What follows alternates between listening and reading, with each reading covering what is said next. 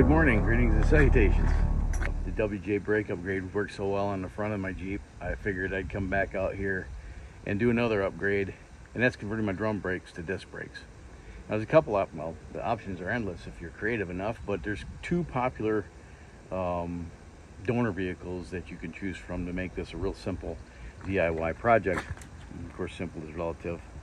One of those is the Jeep Liberty, and the other one is the 93 to 98 ZJ, the Grand Cherokee.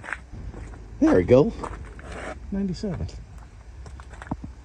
Oh, that's hideous. So those are your options for a bolt-on using, factory parts. But today, after the Jeep Liberty brake parts, the backing plates, calipers, and the rotors. And I just happened to scour the yard here for all the Liberties, and I came across this. Here's one. It already has the pumpkin, the gears pulled out of it. I don't have to do any C-clips. So that makes my job more easier. All I have to do now is pull these 4 bolts, take off the emergency brake cable, and then grab the calipers, and I can probably just run over to any random Liberty with the tires off, like that one right there, and pull the rotors. This one I'm not going to buy new parts. I'm going to use all junkyard parts. So let's I guess let's get to getting. I'm going to put my knee pads on. I brought knee pads today.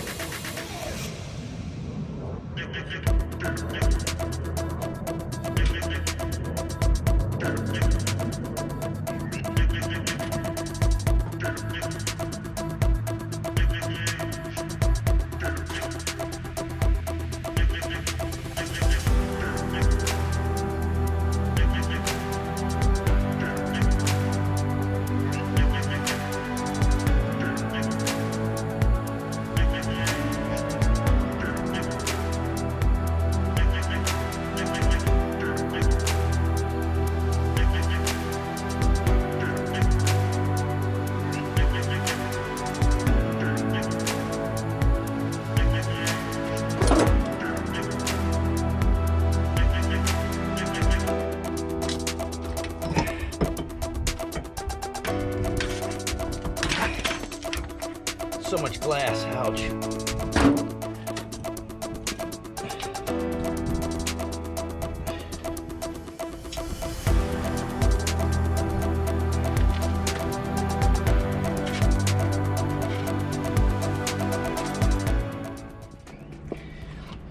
.13mm is the perfect size to flatten those little tits down. Apply pressure and just move a wrench around and those fingers will collapse and you can pull that right out. 13mm. Got everything. I'm gonna take these up and see what the damages are, and then we'll go home. All right, so it's been a few weeks since I went down to the junkyard. You see I got my parts cleaned up. I painted the hats, I painted the calipers, and that's as far as I've gone. I was thinking about bringing them down and having them turned. I think I'll just wait and see, because I can save 15 bucks if I don't have to get them turned. Axle bearings and seals for the end of the axle tubes. New hoses, because you saw in that one clip where I just was making a decision where I said that should work, why wouldn't it work, or whatever I said. I was looking at the hoses that were on these calipers, and I figured, well, these brake lines would probably work. But then after I got them home and I went to go take them apart, I noticed that the actual fitting was somewhere downwind of this hard line, because this will not unscrew from the hose. So unlike the replacements here that have provisions for a actual brake line fitting. But all in, I did the math last night, and all in for all these parts, including the bearings, seals, and the new brake hoses, I'm into this rear brake setup for about 170 bucks. You can get all this stuff brand new if you don't want to go to the junkyard, but you're going to pay a premium. How much did I actually save by using junkyard parts? And I'm going to the numbers for the WJ front brake knuckle swap was about 350 bucks. And this I'm into it for about 172 bucks. So for the WJ and the KJ brake swap for the front and the back, I'm into this whole thing for $522, including all the new parts I bought. Like if I'd have bought all that stuff for new, online prices of course, all the new parts would have cost me about 1,116 bucks.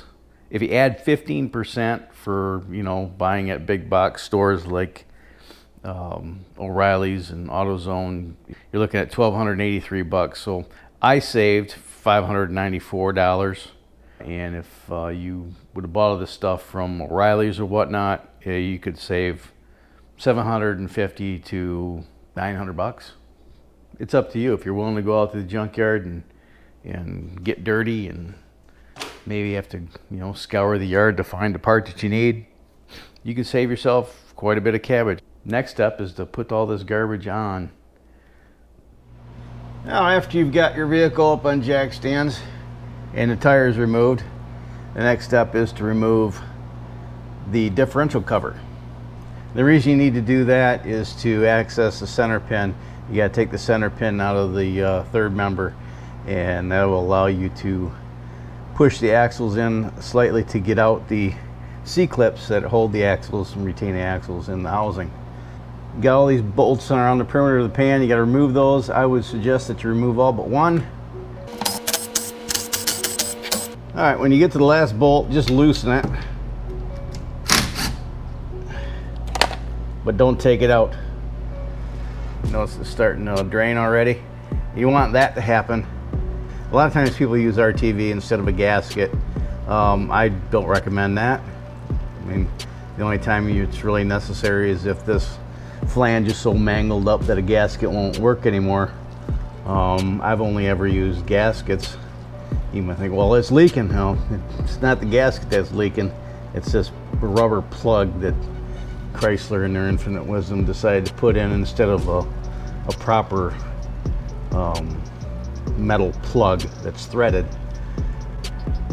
So if you use RTV, that's going to be glued on really tight, and you have to get behind it with a screwdriver to pry it off. And if you take all the bolts off, invariably that differential cover will pop off violently, and it will dump 2.18 quarts of very bad smelling 90 or 75 90 gear oil, and it'll hit that pan and, you know, splash out of the pan, and if you're anywhere near it, it'll get on you, and you don't want this stuff on you. In fact, I would recommend if you're gonna touch any parts that have this stuff reeks, man. If you can touch any of the parts that this gear oil is on, put on some gloves, man.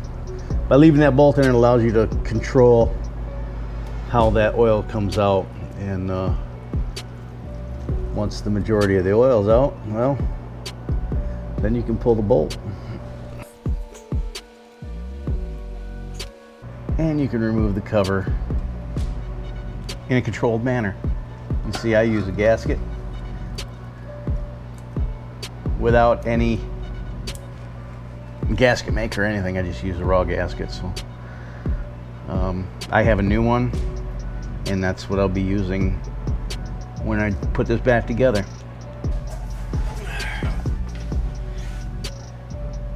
That pin right there is the one we gotta try to remove.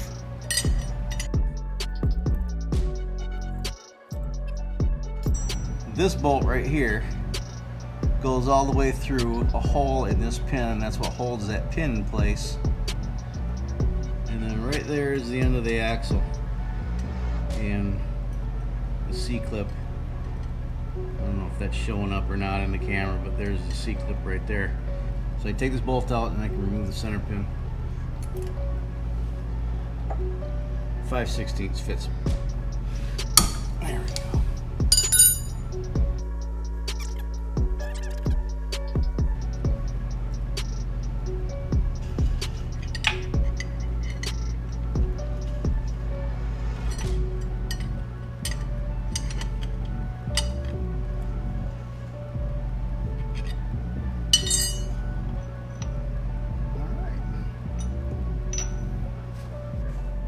right, take the drums off.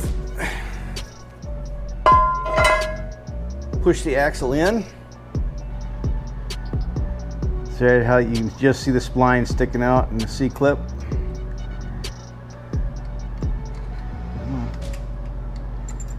There's the C-clip.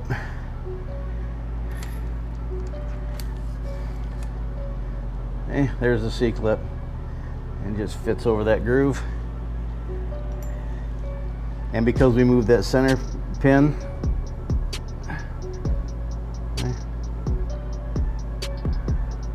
you see the recess in that gear, that's where that C-clip sits. And that's the only thing holding your axle in. Now all you got to do is just pull the axle.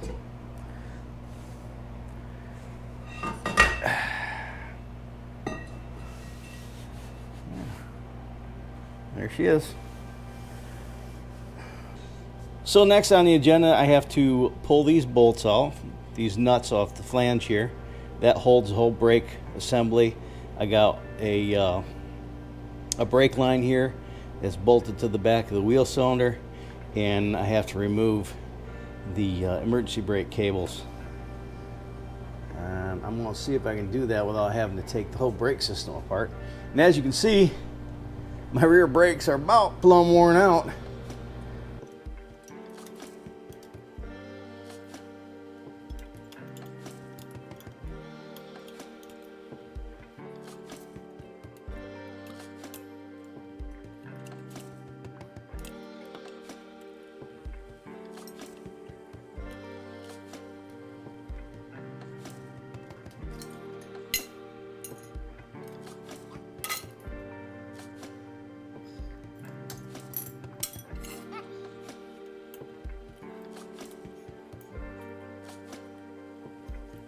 $13mm.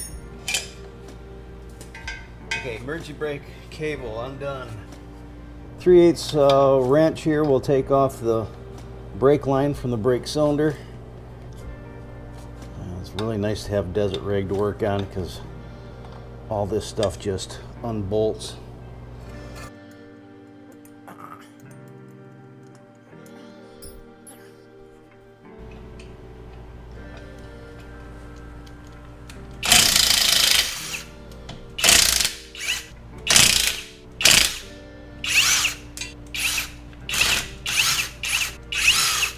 Hey, this should just come right off like that.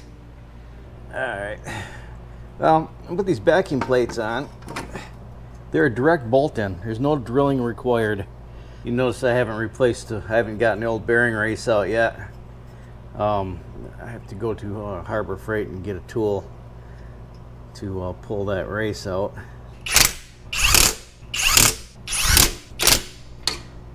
Okay.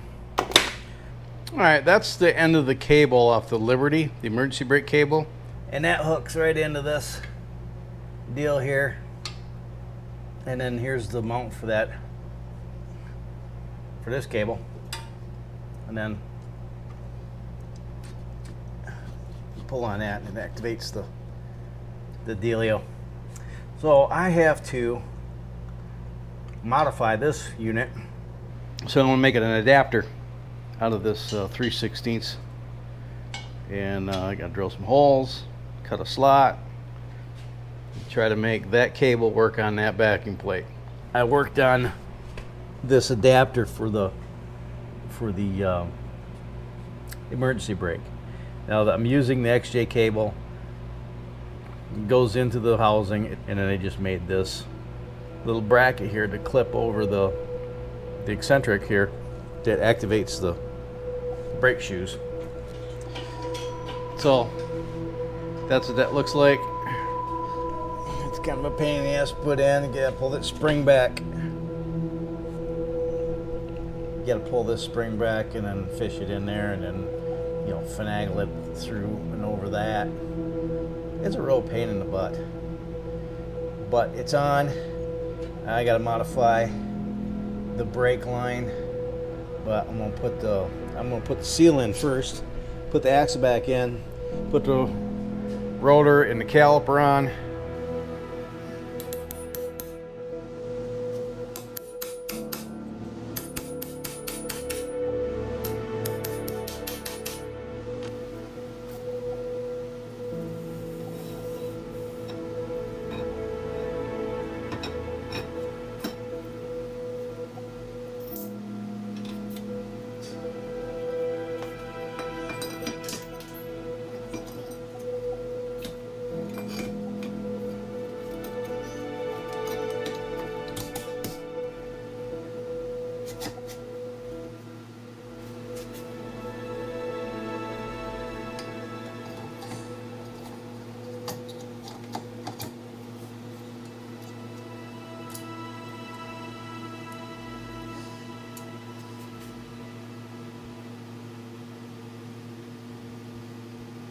Well, I done screwed up.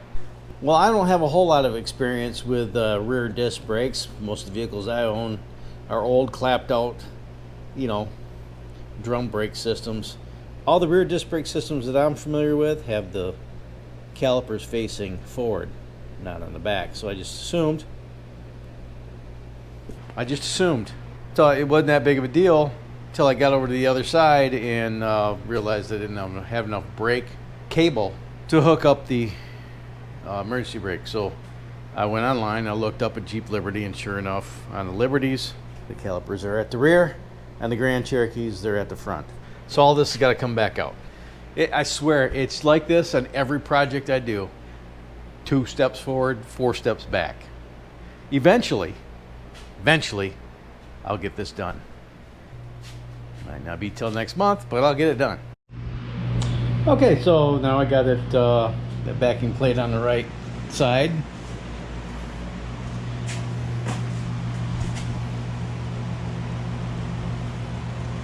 That one on the right side, and you can see this emergency brake cable. If I would have had the where it comes in, if it would have been back here, I wouldn't have had enough room to come around the axle. Those are hooked up right now. I'm going to put the center pin back in so I don't keep dropping the spider gears out. Now let's put the C-clip in first.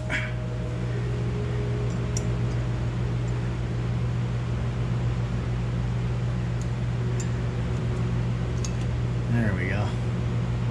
Now I can put the center pin in.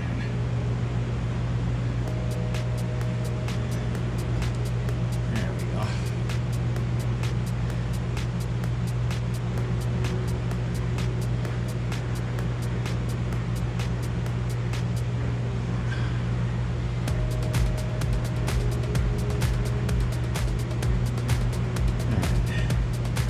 Loctite. I need Loctite. Red thread locker.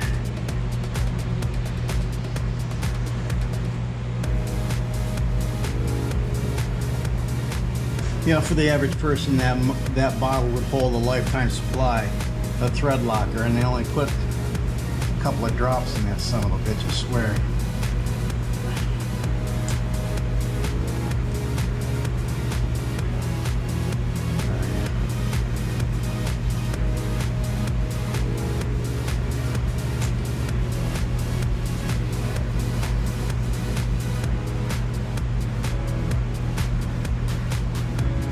Five 16ths, where are you?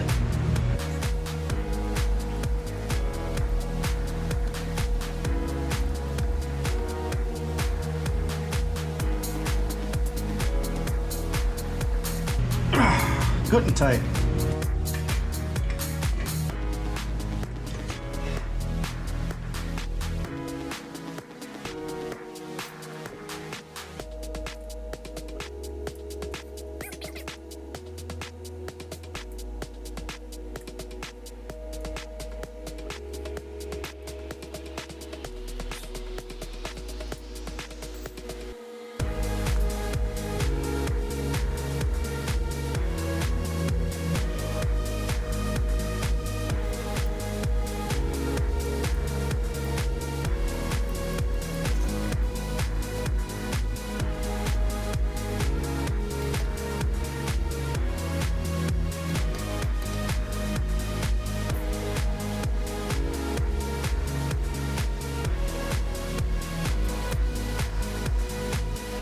So now you got to modify your hard line, and I'm just going to assume that you've selected where you're going to cut it, and you save the flare end, right, the threaded end, and you want to put that on before you start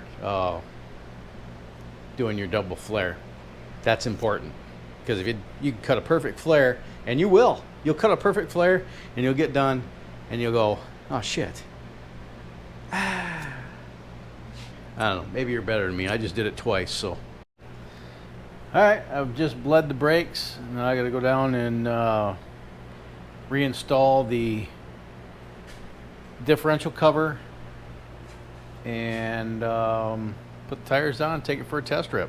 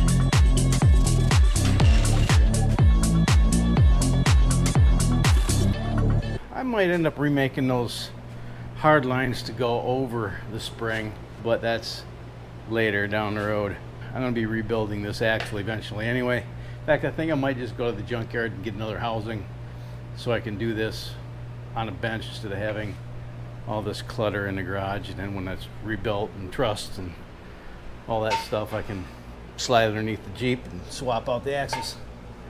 I also noticed that my springs are starting to lose their arch. They're kind of flattening out. So I think probably new springs are in order. But wheels are on it. Hasn't fallen off the wheels yet. That's good. So tomorrow, I'm going to take this thing for a test drive. I'm not going to do it tonight because I'm tired. It's dark and not really good for shooting video. So I guess we'll pick this up in the morning. Good night. And good morning.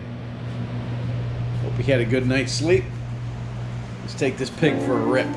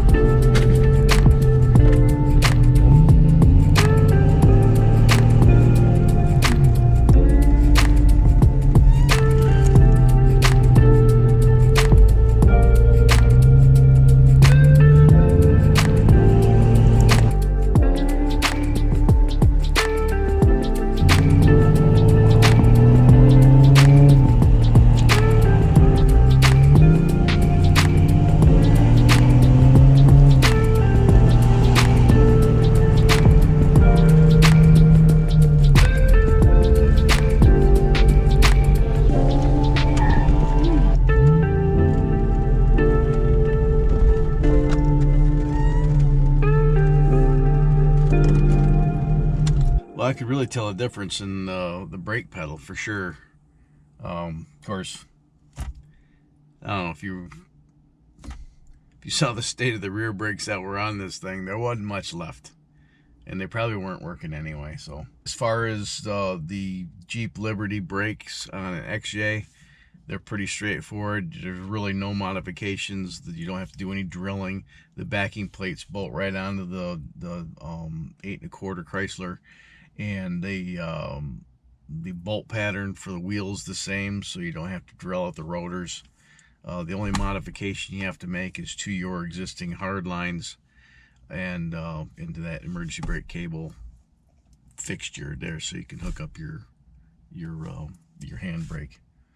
But if you're like me, you're gonna screw things up, like putting the backing plates on the wrong side. That was brilliant. Frickin' Einstein. Figured it out though, didn't I? If you got anything out of this video, smash the like button. Share this video with your vast social media network if you're so inclined. If you have any comments or questions, comment down in the comment section. Like, share, subscribe, click the bell icon, all those things. Check the links in the description for tools and parts that I used in the making of this video, along with other stuff. And you can do all your Amazon shopping through any of those links. If you want to support the channel, there's some other links in the description for you to be able to do that if you can afford to do that. If you can't, no worries. So until next time, you have fun, stay safe, shoot straight, keep the powder dry, have a splendid day. Thanks so much for watching, and I'll see you next time. Bye!